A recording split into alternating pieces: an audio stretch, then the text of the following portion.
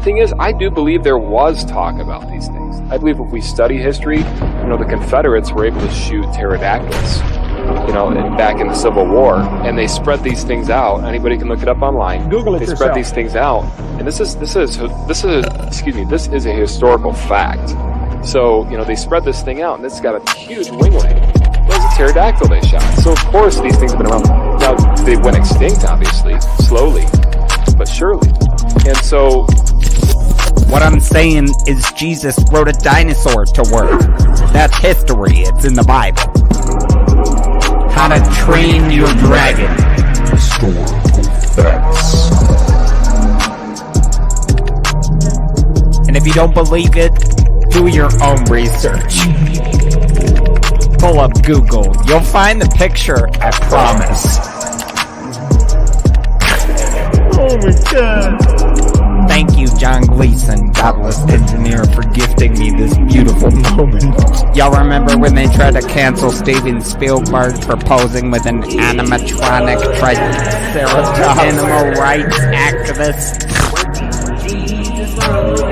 Back it up. Hit it from the back. Historical facts. Eat my ass, BP. You're down here bailing on the rest of us because you don't want to process your grief and shame like a normal person by drinking and mistreating strangers. No, Rick. It is you who must nibble my cloaca, or bird asshole. Everyone knows what a cloaca is. Back in the Civil War, and they spread these things out. Anybody can look it up online. They spread these things out, and this is a historical fact. So, they spread this thing out, and it's got a huge winglet. It was a pterodactyl they shot. So, of course, these things have been around. Now, they went extinct, obviously, slowly, but surely. And so, Paul Bunyan was sharing some Funyuns with his pet velociraptor. Whoa. Oh, you thought it was an ox? Roll back the clock. Let me knock the socks off. Historical facts. I didn't cut out. You heard me. Are you a pervert or something? Okay.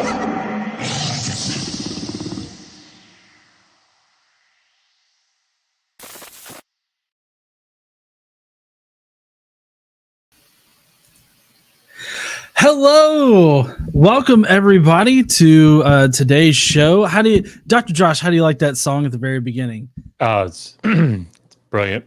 I was laughing quite a bit backstage. So, especially at the, are you a pervert or something? Yeah, it's a 14-foot penis. Okay, I'm here to help. I'm here to help. that always gets me, how he thinks he's helping anything. But anyways, Dr. Josh, thank you so much for, making some time, to come on to, the channel here today, because, boy, do we have, a lot of great stuff to talk about, namely, and, switch on over to this, is your upcoming class, that you're going to be, teaching, on whether or not the Old Testament endorsed slavery. Now, you do have a book that you've highlighted on the promo image, but I'm just kind of curious, can you tell us a little bit more, about the class and everything? Yeah. So, a good friend of ours, Pat Lowinger, has been teaching classes, I guess, in this particular, utilizing this particular forum or whatever. It's, actually, I can't remember what it is. Google Classroom, maybe. Anyway, he said, I'd love to have you teach a class on slavery, and we try to keep it short and sweet and to the point. And so we do 4 sessions, and it would just cover your book. And so essentially, that's what I'm going to do. Is I'll provide a free PDF copy to anybody that signs up for the class, unless you'd prefer, I can send a paperback copy if they'd rather have that. But anybody that signs up is going to get a free copy of the book, just because it's the textbook for it. But basically, we're going to walk through slavery in the Hebrew Bible and in the ancient Near East, because, as you know, if anybody follows me on Twitter, particularly recently, you see this is becoming quite a hot topic again. And, people are defending and trying to justify as moral slavery in the Old Testament.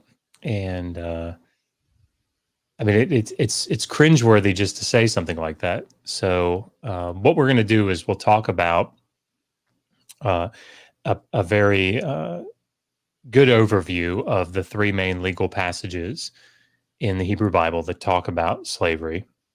Then we'll spend time going over slavery in the wider ancient Near East and those legal collections, those law collections. So if you've heard people talk about the laws of Hammurabi or the Middle Assyrian laws or the laws of Eshnunna or whatever, we're going to be talking about that and what the laws say there. Then we're going to spend a little bit of time going through the New Testament. And, the New Testament and the early church, obviously not my area of specialization. I've got about 6 years of grad school in the New Testament, but it wasn't what I got my PhD in. So, there are people obviously that are far better at it than I am. But I feel like I know enough to be able to talk about slavery in the New Testament and the early church. And of course, we'll be citing consensus scholarship as we go through. But some of these major passages that people talk about, Galatians 3:28, right? 1 Timothy 1:10, the book of Philemon. And are these passages really the flex that people think they are? They're not.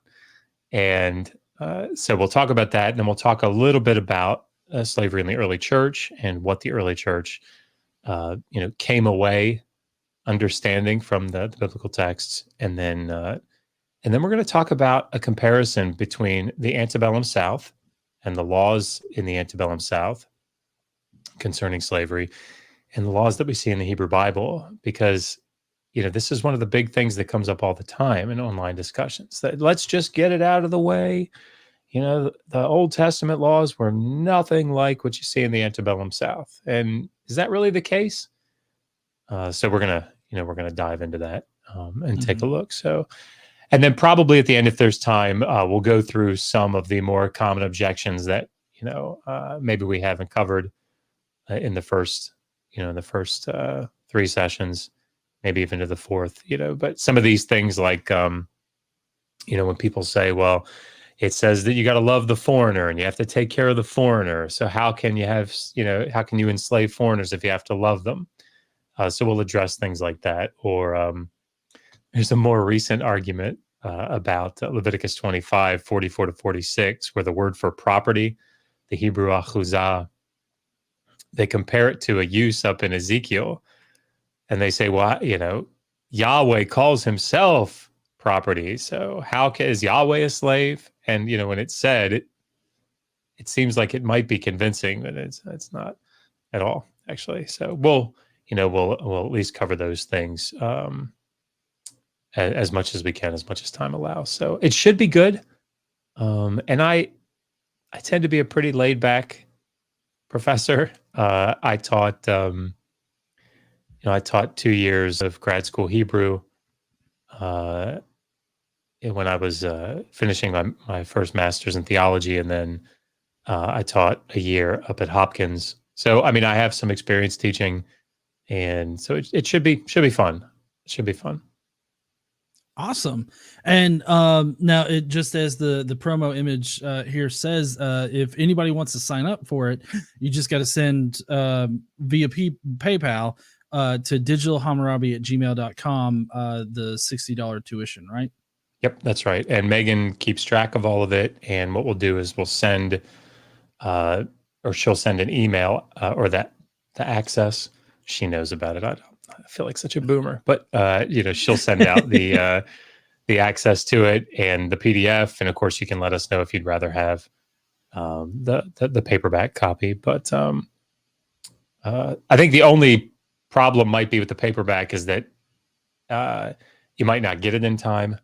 But we'll do the best that we can. But that should be just PayPal the $60 to I guess digitalhammurabi@gmail.com, and she'll take care of it. Awesome. Yeah. And I mean, honestly, I like having both digital copies and the physical books. Like having the physical books is good if you have to cite something. Mm.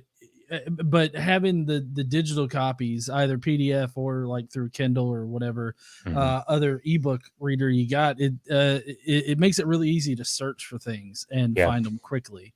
That's true. Yeah.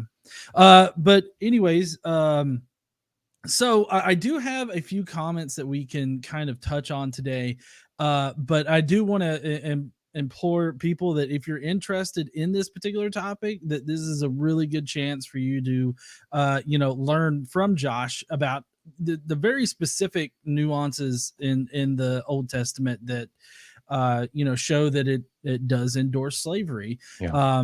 And I have to say I've really benefited from your book and just talking to you in general, because then what I have found that I can do is I can actually like have meaningful conversations with people over it and know that like, I'm not possibly wrong about this kind of thing. So that's if there's one thing that I strive to do in these publications, it's to not give information that's contentious. And what I mean by that is among academics, like most everything that I say is either for the most part or absolutely settled consensus scholarship, right? There might be some nuances that this scholar here or that scholar there. But, when it talks, if I say something like, yes, Leviticus 25, 44 to 46 is about chattel slavery, that's not just me, right? That's consensus scholarship. And that's why actually in the book, I think we ended up taking like 4 pages, maybe, when we got to that passage to just quote in full, I don't know, probably 20, 25 different scholars, both evangelical conservative scholars and, liberal, whatever scholars, just one after the other. What are they saying about Leviticus 25, 44 to 46? And I mean, it's just, everybody agrees, right? I think where we need to be when we have these discussions is we all need to know, what are the data points? What is it that all these different academics that are working with this, what are the pieces, what are the facts that they're having to tie together in a model? And so, when you talk about something like, maybe just to leave slavery for a second, when I write about, I've got that chapter in the Atheist Handbook, Volume 1, about did Moses write the Pentateuch? And by the way, I was apparently completely owned today by a high-level scholar on my and Joel Baden's position on the formation of the Pentateuch. Obviously, Joel Baden's the expert on this, but this person, this tremendous scholar, owned Joel Baden, I guess, earlier this week, and then just decided that I needed to be owned as well. And so, hey, I'm in good company, I guess, if I'm being owned in the same way. But when I wrote that chapter, it wasn't to present a positive case for which theory of the formation of the Pentateuch is the correct one, because there isn't consensus there, right? People like Joel Baden, who are, absolutely incredible at what they do, amongst other tremendous scholars, will argue like, no, the documentary hypothesis, there are 4 sources and here's how they go together. Other scholars, particularly out in Europe, will say, no, it's, more of, different redaction layers that could, bring these major portions of the text together. But what is it that they all agree on, right? They all agree that Moses didn't do it, right? If there was a Moses, he didn't write this thing. And so my goal when I write these books, or when I put these videos together, is to not arm you with all right, look, here's what this small subset of scholars think about this particular issue. It's to say, what is it that's foundational that everybody agrees on? Let's get there first, right? Because that's the most important thing. So hopefully, as you say, when I say something in the book and then I cite 5 or 6 scholars, that agree, that you can walk away from that going, look, is it necessarily correct? No. But am I in really good fucking company? Right? Is it the majority of scholars that are saying this? Yes. So that's the goal. Yeah, and I think you do an awesome job at presenting, the information like that. And I feel I feel better equipped to handle the slavery apologetics after reading your book, just because you provide such extensive citations and just things that support the position that you're presenting in the book. And I think that really helps. Of course, you've got holdouts that are, of course, going to try to argue against it, but I feel like anybody would be in a better position after either taking your class or reading your book. Like I said, I do have a few comments that we can go through today from people that are pretty staunchly against the idea that the Old Testament supports slavery. Yeah. But I figured we could start with this one right here, which it seems like they're trying to start a conversation on it. It's like, what you call chattel slavery, give a definition. So I'm wondering if you can tell us what exactly does it mean when we're talking about chattel slavery? Yeah. So, I mean, I actually take some time in the book and lay out a definition of slavery that I'm using when I talk about slavery, because here's the problem. There's a scholar by the name of Peter Williams who's out at Tyndale. Really nice guy, very, very intelligent guy, evangelical scholar.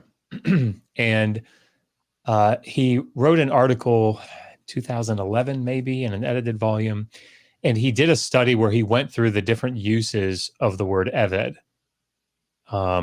which is the Hebrew word for slave, right? And he's trying to delineate, how should this word be translated? Because you hear this all the time, right? How should we translate this word eved? Should it be slave? Should it be servant? Should it be like worker? And so, what ends up happening when you have discussions like that is that people will take the most benign form, the most benign translation, and utilize it across the board, right? That's what Christian apologists tend to do in these discussions.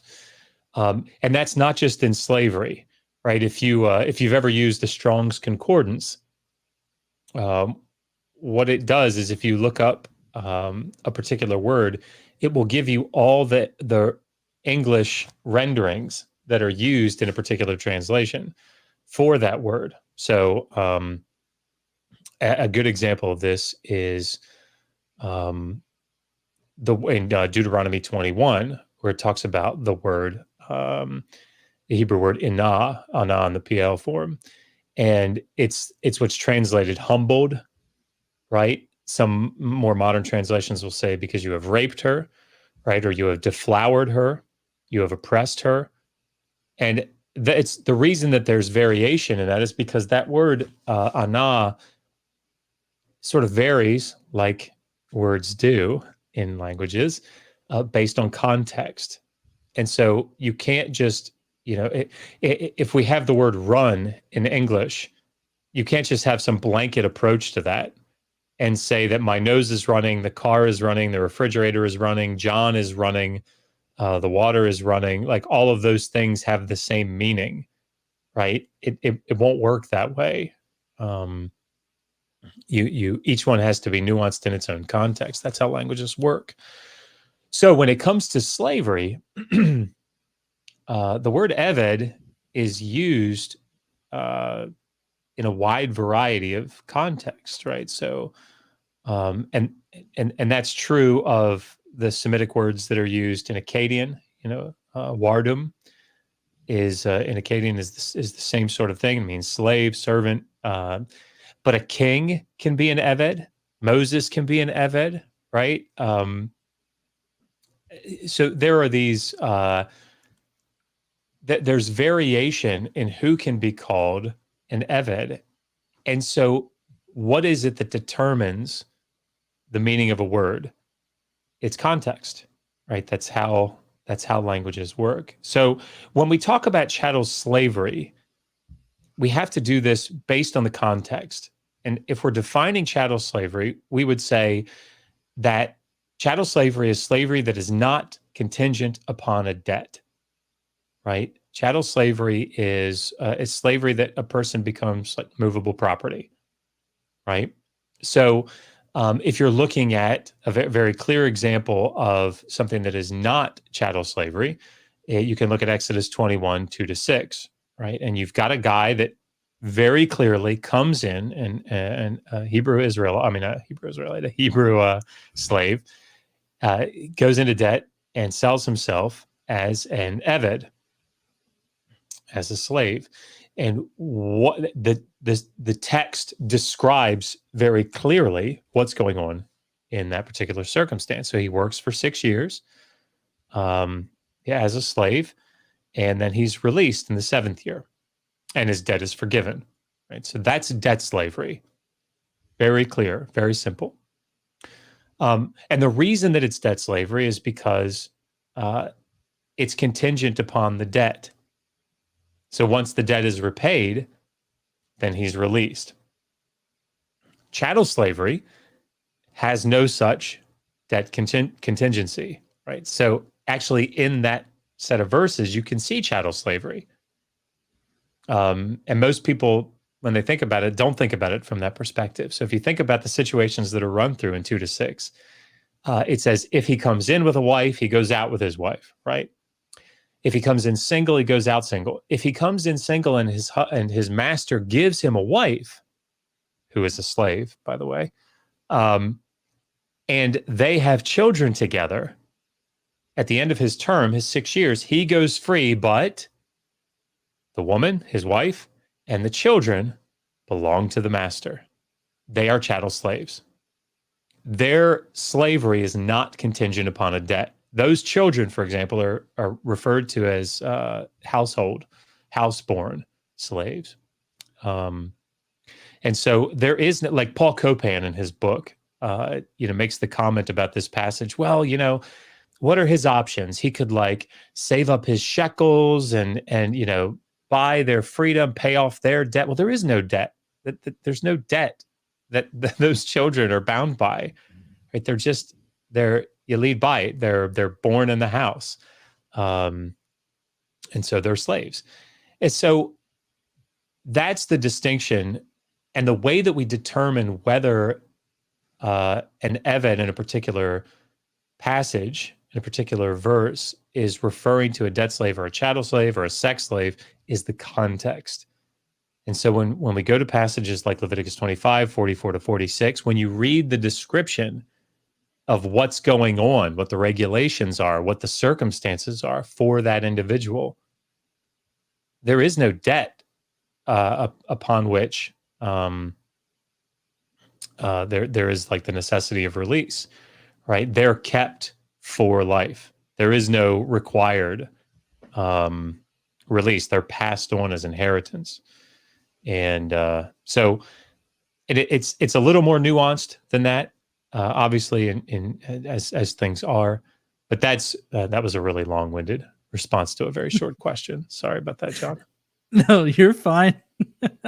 So, concerning your last point there, I've had a little bit of pushback from people whenever I classify what happens in Numbers 31:18 to be like an indication of some type of sexual slavery. And the way that I get to that, and maybe you can correct me on it, but the way I get to that is that I don't see any other reason to specifically only take the virgin girls as plunder as like Sure. spoils of war. Yeah. It seems to me like the context there leads in the direction of, this is a sexual slavery, or at least a sexual thing in general. Yeah. What are your thoughts on that? Yeah, I mean, I don't think there's any question that that's the case, right? And you see it explicitly in places like Deuteronomy 21. So if you think about the scenario that's depicted there, what is it in verses 10 to 14, I think? It talks about if an Israelite soldier sees among the captives a beautiful woman and he wants to take her as a wife, right? How does that work? And there's no like people miss this, I think. Consent isn't a thing for women in the ancient Near East, and that includes in the biblical text. So there's no, the passage doesn't really care about her consent. This is a captive woman, right? And if he desires her, this is how a legitimate marriage through which inheritance, could be passed. This is how it's forged, right? What's telling about the Numbers 31 passage is obviously you're right that they're the virgin women that are taken.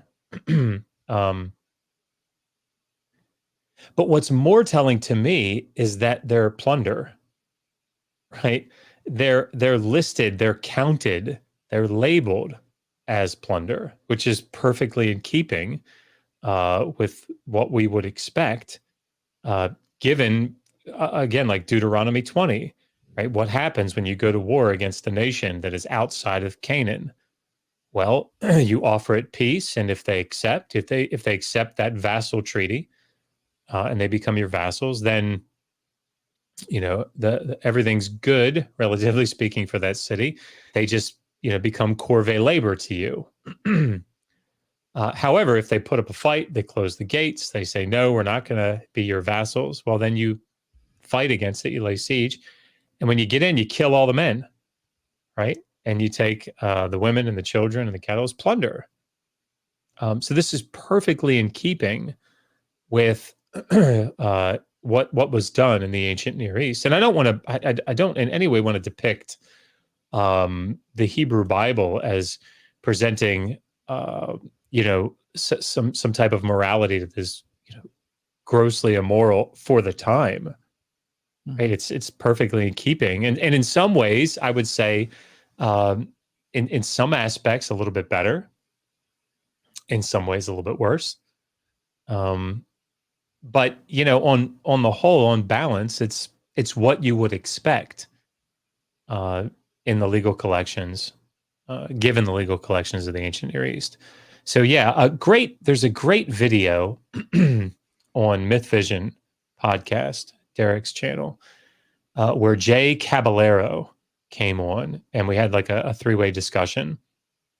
And Jay is getting ready to finish his PhD down at University of Texas, Austin, under Bruce Wells, who is an eminent ancient Near Eastern and Hebrew Bible legal specialist who worked very closely with Ray Westbrook up at Johns Hopkins before he passed, and has published widely on ancient Near Eastern law. And like Jay is writing on sex crimes.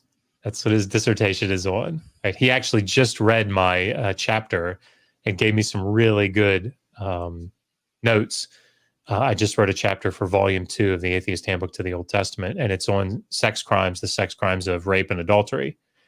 And I sent it to him and said, please give me peer review on this. What do you think? Because that's what he's writing on. Mm-hmm. And, but Jay talked about this and laid out very clearly, look, and he's an evangelical, folks. He's an evangelical Christian. He said, look, we can't shy away from what's going on in the ancient Near East, including the Old Testament. These are the data points that we have to work with. So. Okay. Speaking of, is it Ahuzah? Ahuzah, yep. Okay. Well, speaking of that, I do have a comment from somebody. It's an extensive comment. So this is concerning Leviticus 25:44 through 46. They claim that it says possession, not ownership. Where do you see own? Slavery is ownership of another as property. Property is by owner, and property is by mere possession alone. Ownership versus possession. Look it up. Legal definition, or just use the Bible to determine what possession is. Same exact word used when God said, "Go in and take the land as a possession." That same word is used in Leviticus 25:44 through 46. Strong's H272, ahuzah. They don't own that land. God does, verse 23, and they don't own the Gentiles. It's not slavery. Indentured servants were bought, sold, traded, and inherited too. They were skilled labor. Yeah. So what the argument is here is it's clever to me, and I'm familiar with Hunting Atheists. He's interacted with me in the past. So the issue here is, do you own your land? John, I don't know if you own your house. Do you own your land? Technically? I think technically, yes, we do. We have a mortgage on it, though. But I mean, do you actually own the land, or does the United States government own it? Oh, I think we own the land. Yeah. I'm not like a specialist in this, obviously, but I think technically, like you're paying taxes on that land, right? Well, yeah, we have to pay property taxes and stuff like that. So I don't think that you technically own that land, right? I don't think. I mean, hey, if there are legal specialists in here for real estate, like, please correct me. But let's assume that was the case for a second. According to my semi-legal staff on hand here, if the government wants our land, they would have to buy it from us at a fair market value. Right. So I don't know. Yeah. Well, yeah. So, but this is sort of the situation that Israel was in, right? So, Yahweh technically owned the land, right? So Yahweh, this is his property. And what he's doing is he's saying to the different tribes in the narrative, like, here, this is your section, this is your section, this is your section. Do you technically own it as an Israelite? I mean, let's think about it. You can sell it, right? You get the proceeds from that. You can utilize the proceeds as you will. Like, for all, let's say it this way, for all intents and purposes, you own the land that you live on, right? Even if it's technically not the case, that there's some like legal stipulation that says that, and if I'm right, and I may not be, but you have the right to sort of do with that property in a lot of ways what you will, right? So you can tell people, like, get off my land. I have the right to this land. I can, plant a bush or whatever. So that is what the term achuzah represents, right? It represents, it's used almost exclusively as landed property. It's the inherited property that the Israelites own, right? It's their inheritance. It's the thing that they pass on to their children, that stays in the family, that has to stay in the family, right? It's technically, ultimately Yahweh's, but it's given to them, right? So for all intents and purposes, and practically speaking, they own it, right? So again, when we define the meaning of terms, we absolutely have to utilize the context. That's what drives it. That's what determines it. So this is the only place that humans are referred to as achuzah. It's always land. But here, it says, these slaves will become your achuzah. Now, what does that mean? Well, it means that they become part of your landed property. It becomes part of your inherited household. It's the thing that when you pass on the land down to your son and grandson or whatever, the slaves go with it, right? If you want to somehow read into that Yahweh ultimately owns the slave, fine. I mean, if that's what lets you sleep at night, okie dokie. But I mean, that slave is either owned by you or by Yahweh. But that the fact of the matter is that for all practical purposes, that slave is completely under your control, and that slavery is not contingent upon a debt. So, that like, it's an interesting argument, right? It's something neat to think about. But the reality here is that when we define chattel slaves, we're talking about people that are not that there is no release. They're kept indefinitely, right? Now, is it possible? So here's the issue. Let me say one more thing, and I don't want to give too much away here, I guess, because I want to have something for the class on this section. But debt slavery, the reason that there is term limit, there are term limits set on debt slavery, and in the Hebrew Bible, it's 6 years, are released in the 7th. By the way, in the laws of Hammurabi, it's 3 years. They're released in the 4th. Oops, oof. Looks like the laws of Hammurabi there are more moral. Anyway, but I digress. You won't hear apologists talking about that. Or they'll spin it some way, I suppose. I guess they would probably say, like, well, being with an Israelite family was just so much better than being with a foreign family. Anyway, but the reason that those term limits are set is because debt slavery is insidious, right? Everybody talks about it like it's some great thing. It's insidious. So, John, let's say you borrow 10 shekels of silver from me, and in order to buy grain, and in order to, buy maybe some tools to plant and get your harvest, and you have a bad crop year, and then you have another bad crop year, and all of a sudden, man, you can't make good on that note, right? You can't pay me back. Well, now you owe me 10 shekels of silver. So I can take you as a debt slave, and I can say, all right, John, for the work that you do every year, I'm going to pay you. It's going to be worth 10 shekels of silver. And you're like, boss, all right, I get out of here in a year, right? And I say, but, I got to feed you.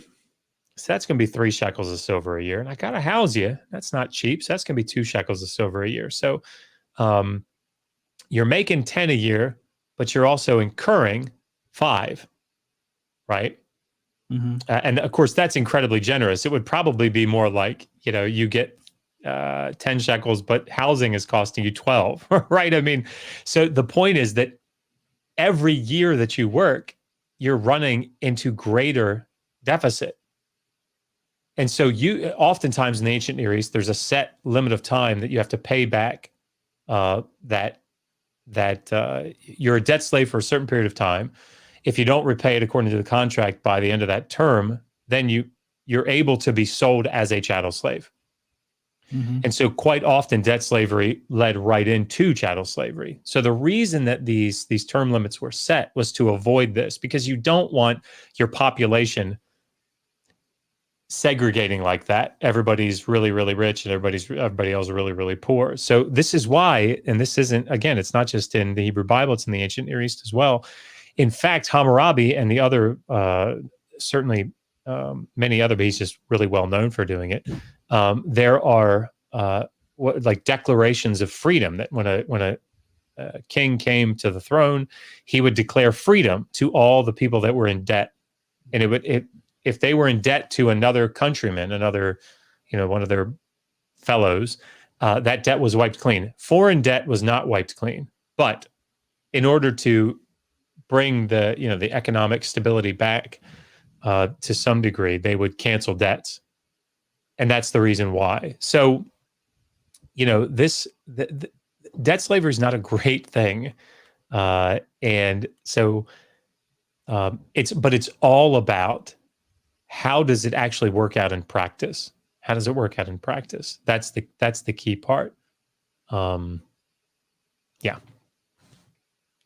Well, speaking of debt slavery and indentured servitude, one of the things that kind of messes me up is how apologists generally will portray debt slavery or indentured servitude as like, oh, these are people that are too poor to like have money for food or have a place to live. But it's like my brain always goes back to the story of Jacob when he's looking to purchase his wife or what who will become his wife, Rachel, right? And so he sells himself into debt slavery for 7 years to purchase a woman as property. And then but then, and this is the hilarious part, then he apparently gets the wrong woman, goes ahead and sleeps with her at consummating the marriage, and then realizes after that. It's a lot like, I hate to compare it to this, but it's a lot like going to a restaurant, ordering like a hamburger, and you end up getting like a fish sandwich or something like that, and you eat the other sandwich completely, and it's like, oh crap, I forgot, this isn't my hamburger. Now I want my hamburger. At least in the Bible, it's kind of like that, because he gets the wrong woman, and so he has to work for another 7 years to purchase the original woman that he wanted to buy. All of this sounds disgusting to me, by the way, just so that everybody knows. Yeah. I'm just reciting what the Bible says. I'm, take it up with the Bible. But like, it always kind of messes me up how they only ever portray indentured servitude as somebody just being too poor to eat or have a place to live, when in fact, like, indentured servitude could be used for purchasing, I guess, nearly anything, or is that not correct? Yeah, I mean, it's just a contractual obligation, right? It's I will serve you as a slave according to the terms of this contract. But one of the things that I think, to sort of maybe build on that, is that oh shit, I just lost it. I hate it when that happens. It seems like it happens to me several times a day. You're talking about indentured servitude. So one of the things that's really important in this discussion is to recognize that in the three legal collections that we see in the Hebrew Bible, right, Exodus 21, Deuteronomy 15, and Leviticus 25, that deal with slavery, by the time you get to Leviticus 25, which is, again, arguably the latest, you can't keep a fellow Israelite as a slave anymore. You could do it in Exodus 21, you could do it in Deuteronomy 15, but you can't do it in Leviticus 25 by the time you get there. So one of the things that I think apologists really have to wrestle with is why, right? If you're trying to say that the slavery is a beneficial thing, it's a good thing, it was a necessary thing, it was something that the economy would have crashed if they couldn't do it, it was any of these things, you have to then explain why it is that in Leviticus 25, Yahweh says no more for the Israelites, right? You can't do this to the Israelites. And that's an important thing, because you could make the argument, right? And I've heard people try to do it, that, oh, well, see, this shows the moral progression. The problem is that it outlaws slavery for fellow Israelites, but not for the foreigners, right? So again, they're not seeing this. I don't think that they're seeing this in terms of morality. I don't think they're seeing this in terms of this is a moral good or a moral bad, any more than they would see, charging interest on a loan as a moral good or a moral bad. It's just not beneficial to the person that's being charged the interest. And so this is the rationale. We don't want fellow Israelites being treated in this way. But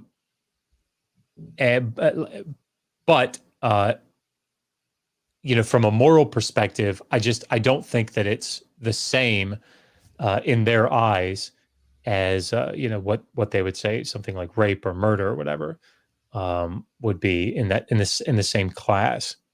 But the point is, the thing that you have to wrestle with is why does Yahweh then say in Leviticus 25, well, you can't keep fellow Israelites anymore? If it's this great thing, if it's this beneficial thing, if it's this thing that the economy would collapse without it, why outlaw it for Israelites then? Aren't they poor?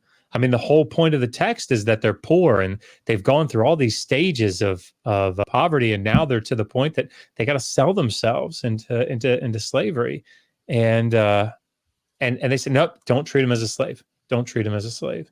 Treat him as a hired worker, right? Which isn't a lot better, by the way, but it is better.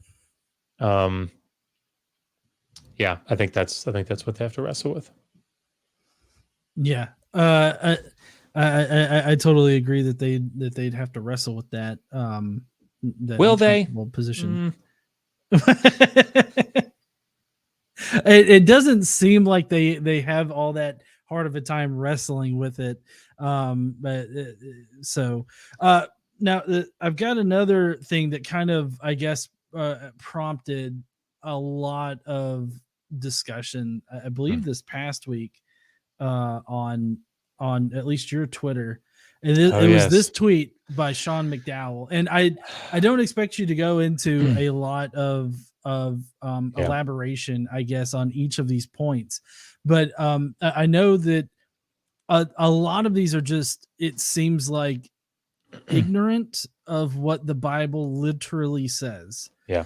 Like number one, indentured servitude offered a means to deal with poverty, which, I mean, you would say that that's true, right?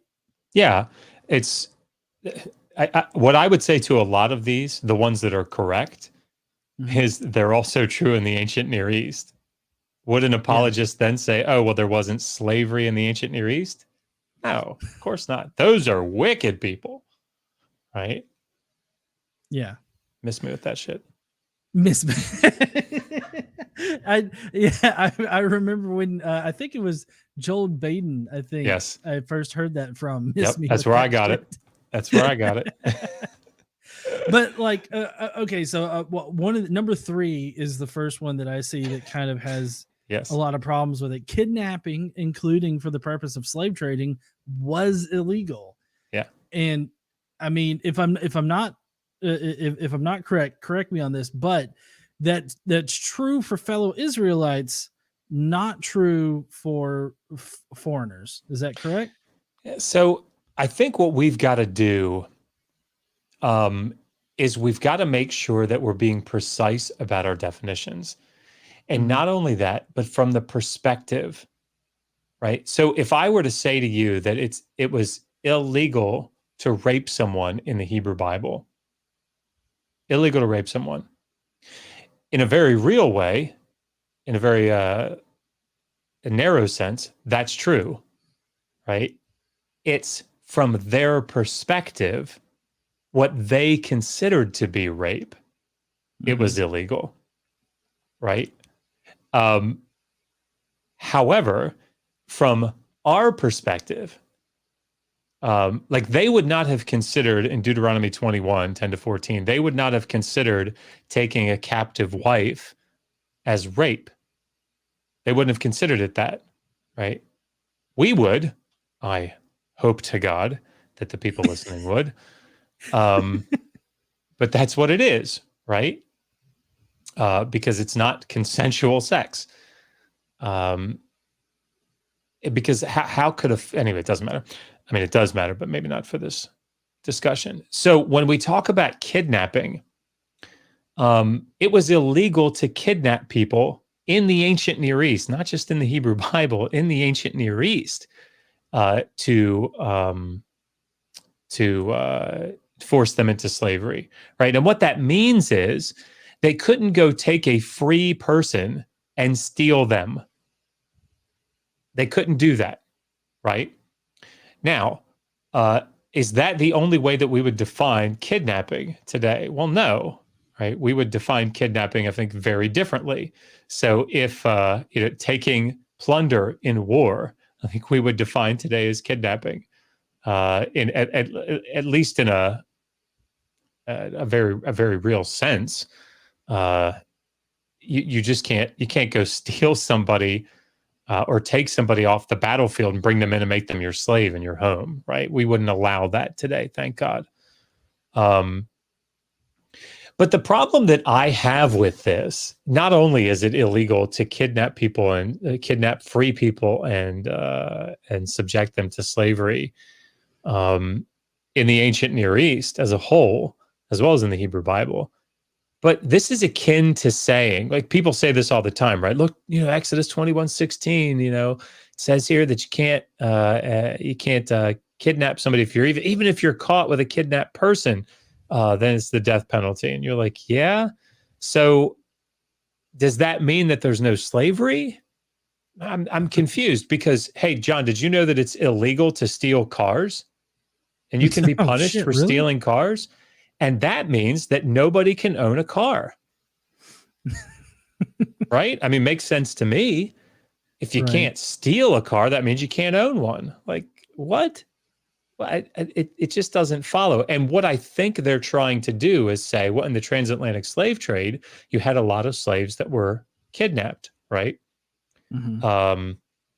Now, I don't know. I'm not a specialist in the history of the antebellum South, particularly from a legal aspect. So was it illegal to do that? I know that at a certain point it was. But so in that sense, there's not continuity between those two, right? That aspect of slavery in the antebellum South and what we see in the ancient Near East, not just in the Hebrew Bible, but in the ancient Near East.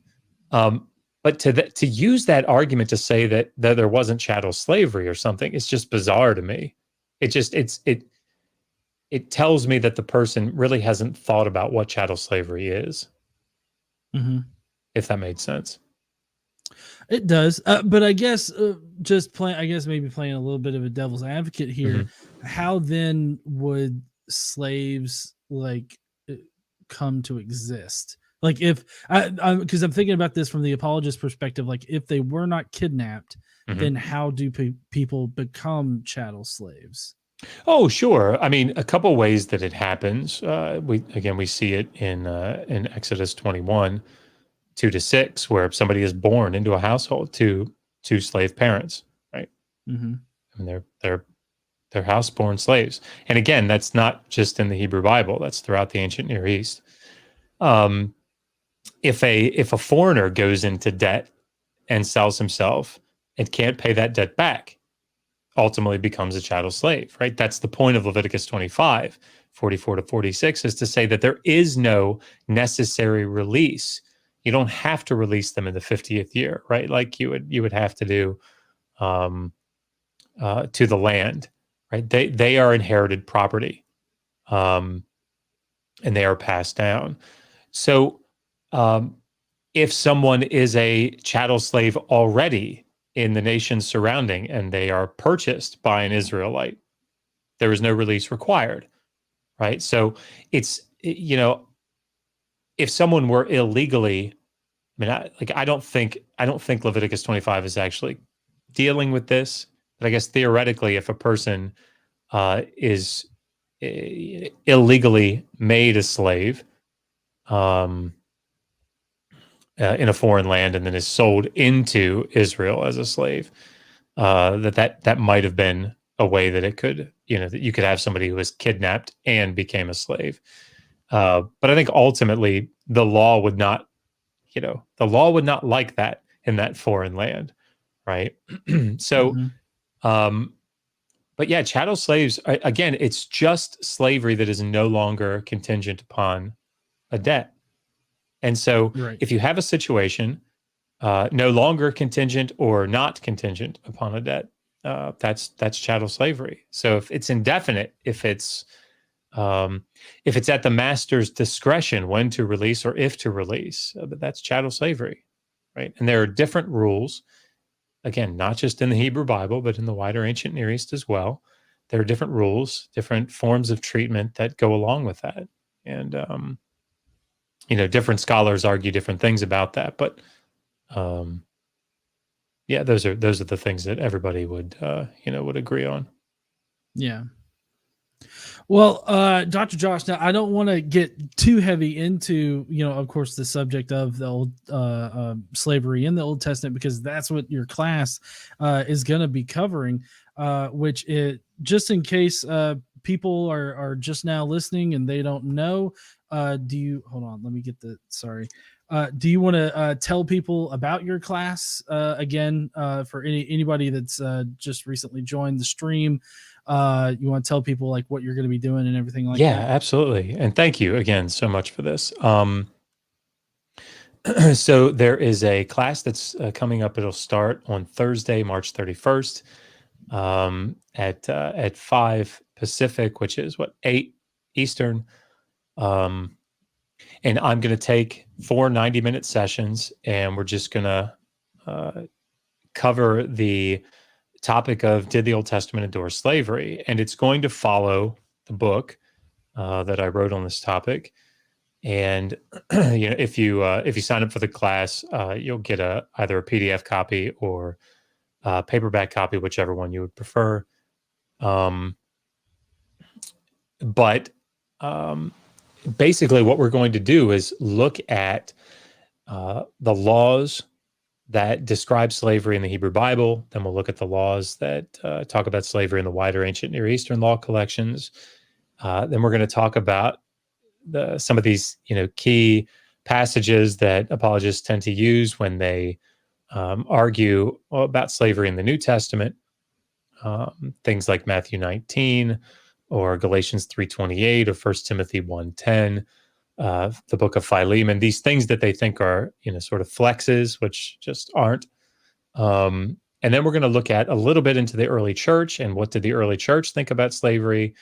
And then finally, we'll look at a comparison between the laws in the antebellum South and what we see in the Hebrew Bible. And I actually think that's probably a pretty critical part of the class, because from a social standpoint, when we think about these slavery apologetics, one of the things that's so dangerous to me about this is that if you are arguing that slavery in the Hebrew Bible, and by extension, slavery in the ancient Near East, was not so bad, right, is morally justified, maybe even necessary, it's a very small step to argue that antebellum slavery was necessary and was, from a legal standpoint, correct and justifiable, and that we just didn't do it correctly, right? And there are apologists that make that argument today about the antebellum South. There are lots of them that make it, obviously, about the laws in the Hebrew Bible. But there are people that say slavery in the antebellum South wasn't so bad. We just did it wrong, right? It didn't follow the laws correctly. And that's scary to me because, again, those that forget the past are doomed to repeat it. And I don't want a repetition of slavery in the antebellum South because, for obvious reasons. So, yeah, that's the sort of stuff that we're going to cover in the class. Some of these key arguments that you see, I see people in the chat right now, an old familiar face, making some of these arguments. We're going to talk about those. And of course, it'll allow people that are in the class to ask their own questions as we go through it. And, hey, I've heard this argument, or I've heard that argument. What do you think about that? It's all open for discussion. So it should be a good time. Awesome. I can't wait for it. I'm going to be there. Like, as soon as I saw Megan posted up on Twitter, I was immediately like, wait, all I got to do is send you $60. I hit up your PayPal, sent you guys the $60, and I'm like, I'm reserved. So, I mean, like, I hit that thing up quick because, This is it's just going to be a fantastic class, and I highly suggest everybody that is interested in the subject to sign up for it if you want to learn more about slavery in the Old Testament and all that kind of stuff. So definitely people go and check that out. But Josh, I don't want to take up too much of your time. I know that you're really busy, and I really appreciate you going through some of this stuff and divulging some information that you're going to be talking about in the class. But you know, all of this has been great stuff here today, and I'm so glad to be able to talk to you about it. And is there anything else that you kind of want to let people know about, or no? You know, Megan has opened up the Humans Against Poor scholarship applications. I think they go through the end of March. So, you know, if you're a PhD student, you're watching this, an ancient Near Eastern PhD student, definitely get in there and apply. You can get a $2,000 scholarship for to you know, support you over the summer months. But if you're just watching and you're really interested in the ancient Near East and the Hebrew Bible, and you want to know more and you want to be supportive of the work, you know, definitely be on the lookout for those interviews with PhD students that are going to be coming up. If you make a donation to the nonprofit organization, Humans Against Poor Scholarship, and you can look in any of our videos for the links for that. You get a vote as to who gets the scholarship. So it's really great. It's Megan's doing great work there. There's a Black Scholars Matter subsection of the nonprofit, and so yeah, she's doing some really, really great things. So definitely check that out on the channel, Digital Hammurabi. Awesome. We're gonna have your channel linked. I've already got a little note in there about, you know, the email that you guys need to send money to if you want to take the class and everything. And well, I'll make sure to get your y'all's YouTube channel up in there as well. So again, Josh, thank you so much for coming on here today. My pleasure. You know, it's my pleasure to you know, highlight this particular resource, because I do find what both you and Megan do to be highly valuable in, you know, in the community at large. So I'm glad that you know, I was able to get you on here to talk about that. So awesome. Well, everybody, if you're interested, sign up for the course. And if you like Dr. Josh and how knowledgeable he is on all of this stuff, then go over to Digital Hammurabi and subscribe there, and keep a lookout for more great stuff coming from Megan and Josh. And I guess that we'll see all of you heathens later. I appreciate everybody that has shown up today. If you haven't liked the video already and you're still here, smash the like button, subscribe if you're not already. And as always, don't forget to stand up and use your voice. Bye, heathens.